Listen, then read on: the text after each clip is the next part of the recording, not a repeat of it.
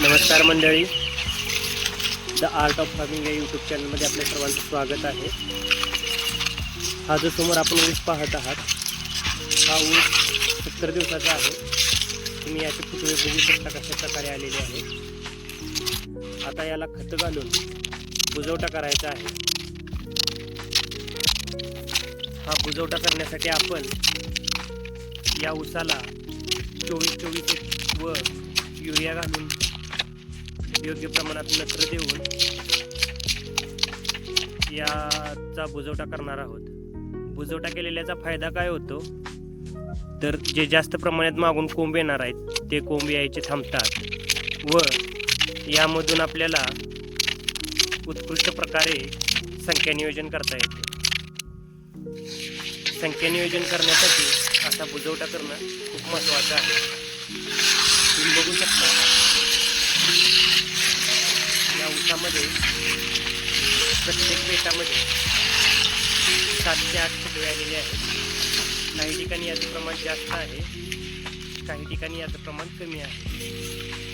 तर ते आपल्या क्षेत्रावर रानावरती अवलंबून राहते तिथे कशा प्रकारे होणार आहे. तर तुम्ही बघू शकता आपण सायकल डिझेला पास लावलेली आहे. आता घालून झाल्यानंतर आपण दोन्ही बाजूने ऊसाचा बुजवटा करत आहोत. त्याला पास लावलेली पास आहे, ती पास कशी नांगराच्या फाळासाठी बनवलेली आहे. अशा प्रकारे आपण बुजवटा केल्यानंतर क्षेत्रात बघू शकता कशा प्रकारे दिसत आहे. या क्षेत्रामध्ये आंतरपीक म्हणून आपण हरभराही घेतलेला आहे. तो हरभरा सोडून आपण बुजवटा केलेला आहे.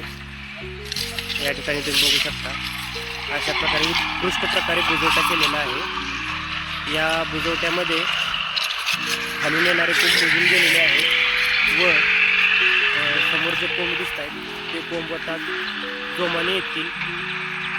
त्याचबरोबर हे जे कोंब आहेत ते मजबूतीने वाढतील, कारण आपण याला खत दिलेलं आहे. खत देऊन आपण याचा बुजवटा केलेला आहे. याच्यानंतर आता पुढं आपल्याला पाण्याचं नियोजन करताना ड्रिपनं रोज 1 तास पाणी द्यायचं आहे. अशा प्रकारे बुजवटा केलेला आहे, तुम्ही बघू शकता.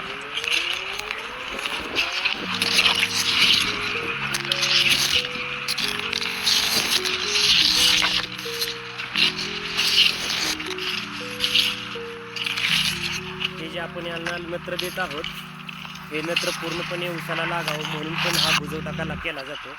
त्याचबरोबर यातून येणारं उत्पन्न हे मोठ्या प्रमाणावर वाढलं जातं.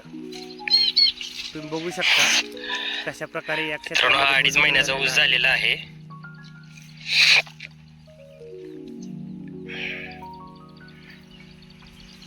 बघू शकता तुम्ही कशा प्रकारे याचा बुजवटा झालेला आहे. ऊसामध्ये जरा घाण दिसत असली तरी ती घाण आपण अजून 1 महिना किंवा 15 दिवसानंतर ट्रॅक्टरनं भर करणार आहोत. VST शक्तीच्या 13 HP ट्रॅक्टरनं भर करणार आहोत. त्यावेळी ही घाण निघून जाईल. बघू शकता आपण कशा प्रकारे हा ऊस आलेला आहे. अतिशय उत्कृष्ट दर्जाचा हा ऊस आलेला आहे. आपल्याला जर दिलेली माहिती आवडली असेल तर आपल्या चॅनलला नक्कीच सबस्क्राईब करा. धन्यवाद.